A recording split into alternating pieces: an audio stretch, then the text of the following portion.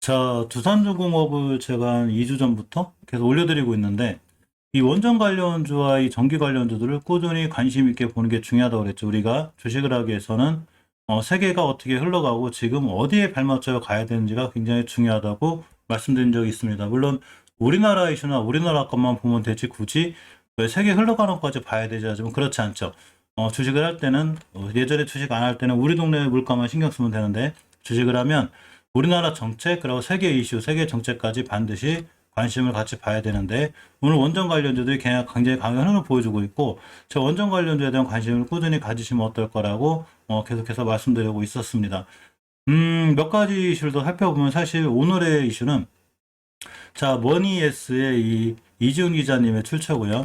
한빛원전 5기가 발전을 재개했습니다. 그래서 두산중공업 등 원전 관련주들이 좀 강하게 움직이고 있죠. 전남 영광에 이천 한빛원전 6개 발전기 중 4호기를 제외한 5개 발전기가 정상 가동에 들어갔다고 합니다. 자, 그러면서 오늘 전적으로 원전 관련들이 굉장히 강한데, 한국수력원자력 한수원이죠. 한빛원자력본부에 따르면 한빛5호기 100만 킬로와트급 원자로 헤드 관통관을 재점검하고 지난 23일 오후 8시 21분 발전을 재개했다고 합니다. 앞서서 이제 터빈 지역 같은 좀 문제가 있어서 일시적으로 발전을 멈췄는데, 전부 다 다시 돌아가고 있죠. 사실 이 이슈 하나로 원전주가 강하다는 것보다는 일단 유럽에서 원자력 에너지 활용에 대한 움직임이 본격화되고 있죠. 제가 얼마 전에 말씀드렸듯이 프랑스, 영국, EU 이 에너지 장관들이 다 모여서 원전으로 아마 우리가 다시 가야 되지 않나라는 이렇게 많은 이 목소리를 내고 있고, 예전에 오전에 제가 알려드린 영상에서 자, 돈 몰리는 친환경 환경이 환경 글로벌 마켓의 맹진규 기자님의 출처고요. SML주가 뜬다라는 제가 기사를 한번 올려드렸습니다. 전 세계 선진국 SML 투자 바람에 불고 선두는 뉴스케일 파워가 있는데 이 뉴스케일 파워에 4,400만 달러, 6천만 달러 가까이 투자한 회사가 바로 두산중공업이고 이 소형 원자로의 가장 선두 업체가 바로 이 뉴스케일 파워가 됩니다. 이 뉴스케일 파워가 미국 최초 SMR 설계 승인을 받은 회사이기도 하죠. 영국은 로스로이스, 그리고 캐나다도 이렇게 우라늄 관련해서 이 카메코, 이게 세계 2위 생산이죠. 이런 회사들이 크게 올라가고 있습니다.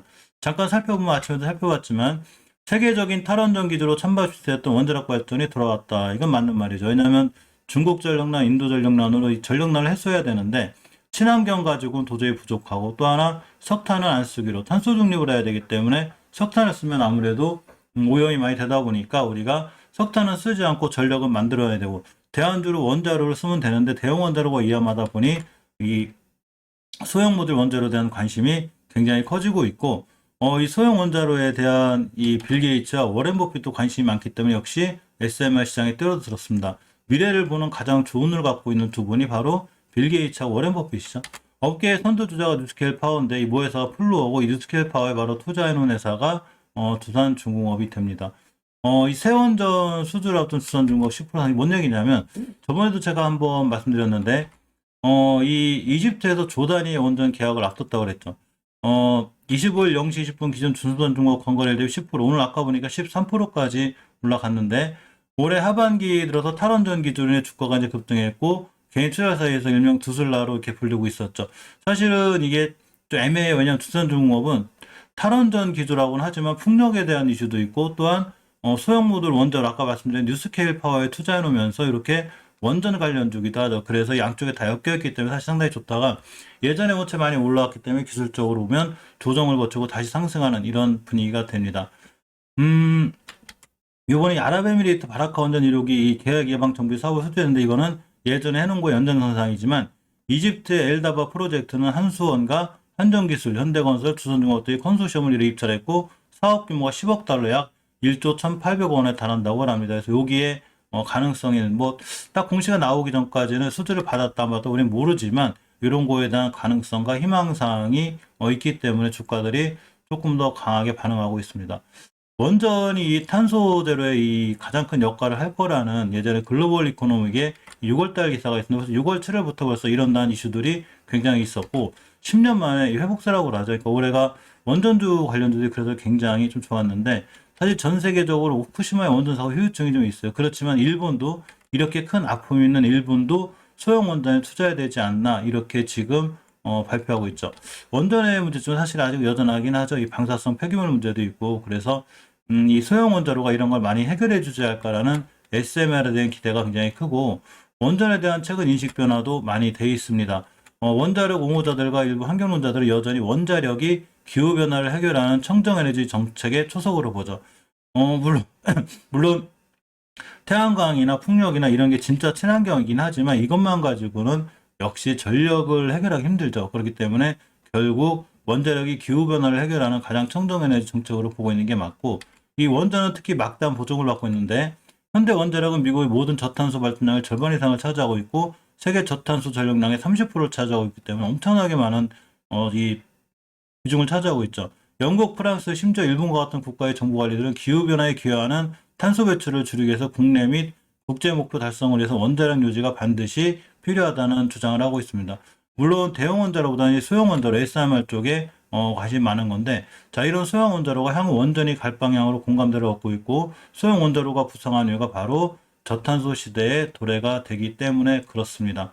오늘 원전 관련주들의 흐름이 상당히 좋은데 두산중공업이 이제 대장주로 뛰어나갔는데, 제가 며칠 전부터 이 친구가 장기적으로 추세를 유지해주는 5개월선을 뚫고 나간다고 그랬죠. 그렇기 때문에 굉장히 강한 흐름을 보여주고 있고, 주봉에서도 역시나 이때 5주선, 20선 한 번에 뚫고 저번 주 한 주 쉬는, 그러니까 추세의 턴이 이루어진 거죠. 우리는 이거를 추세의 턴이라고 하는데 선이 이루어졌기 때문에 급등하고 있습니다. 오늘 기술적으로 맞고 떨어진 중요한 자리는 21년도 7월 달에 형성된 중요한 변곡점, 이 선 같은 부분이 여기를 맞고 떨어질 수도 있고, 요걸 다시 뚫어놓고 되면 이 자리는 새로운 지지선이 돼서 한 번 더 강하게 올라갈 수 있고, 다음에 우리가 매수할 때는 이 가격대를 기준으로 매수, 깨면 손절, 이렇게 대응하는 게 맞습니다. 가격은 25,200원대가 되고 지금 거기 근처에 있죠. 그 자리가 그만큼 중요한 매물대 역할을 하는 거죠. 일봉에서도 보면 옆으로 길게 간 구간인데 이 구간이죠. 이거. 이 구간에서 바로 가장 많은 매물대가 쌓여있기 때문에 여기를 뚫어야 한 번 더 크게 상승할 수 있고, 만약에 맞고 떨어지면 21선 근처까지 다시 밀릴 수 있기 때문에 21선 근처에서 매수, 이렇게 대응하는 게 맞습니다. 자, 유일하게 원전 관련주 이렇게 높은 위치에 있는 한전 KPS가 제가 월봉에 이렇게 높은 데 있지 않다고 그랬죠. 따라서 이렇게 60개월 행복해지고 돌아가는 자리가 중요한 매수 타이밍이라고 그랬는데 그 이후로 분위기가 좋아졌고 5개월선 이를 잘 돌파해주고 나가고 있습니다. 주봉에서 보시면 이제 두산중공업과 마찬가지로 예전에 굉장히 핫했다가 마음을 맞을 때 맞고 떨어질 만한 변곡점 근처에 있기 때문에 여기 맞고 떨어지면 5주선까지 찍고 나가는 자리가 분명히 생기게 되는데 그때 5주선을 기준으로 대응하는 게 맞고, 일봉에서는 5일선 4일을 기준으로 대응하는 게 맞습니다. 물론 월봉에서 너무 높지 않기 때문에 이런 데서 중장기 투자가 맞아서 지금도 사실 상황은 괜찮아 보이고, 그 외에 한전산업이라든가 한전기술은 월봉 해치가 많이 높기 때문에 사실 조금 조심해야 되는데, 그렇다고 못 간다 간다를 말씀드린 게 아니라 사실 월봉에서 높은 종목이 단기적으로 더 크게 급등할 때 굉장히 크게 급등하기도 하는데, 아직 한전산업이나 한전기술도 더 높이 올라갈 자리 있어 보이고, 한전산업은 너무 뛴 거에 비해서 한전기술은 아직 월봉에서 전체적으로 보면 예전의 영광까지 가기는 즉 10년 중인데 아직 좀 자리가 있죠. 그렇기 때문에 한전기술까지 관심 갖게 봐야 되고, 우리 기술은 제가 반드시 관심 있게 보시라고 그랬는데 5개월선 돌파해주고 나가고 있기 때문에 상황이 좋죠. 주봉에서 이 저번 주 우선 추세 턴 우선 다 회복시켜놨는데 20주선 돌파한 짝이 중요해요. 20주선의 가격이 2,350원이기 때문에 2,320원을 이탈하지 않은 걸 꼼꼼히 챙기시고 매수 깨면 바로 손절했다가 5주선 근처에서 매수하는 게 좀 좋은 대응법이 아닌가 생각해보고, 일봉에서는 5일선까지 밀렸을 때 5일선 기준으로 매수 깨면 손절했다 21선 근처에서 대응하는 게 좋아 보입니다. 일진파워, 보성파워, 다운시스는 원체 그동안 강했었고 엄청 강하죠. 끝도 없이 올라가는데, 자, 보성파워텍도 제가 월봉에서 너무 높은 위치가 아니라고 그랬죠. 이렇게 60회선 쫙 찍고 돌아나가고 5개월선을 회복해주는 좋은 자리에 있고, 주봉에서 저번 주 20주선을 딱 돌파 못했는데 이번 주에 출발선 자체가 20주선이면 좋다고 그랬는데 기가 막히게 20주선 위에 출발했기 때문에 이번 주에 20주선 밑으로만 깨지지 않으면 잘 올라갈 수 있는 그런 상황이 됩니다. 일봉에서 가깝게 했는데 5일선 기준으로 대응하는 게 제일 좋겠죠.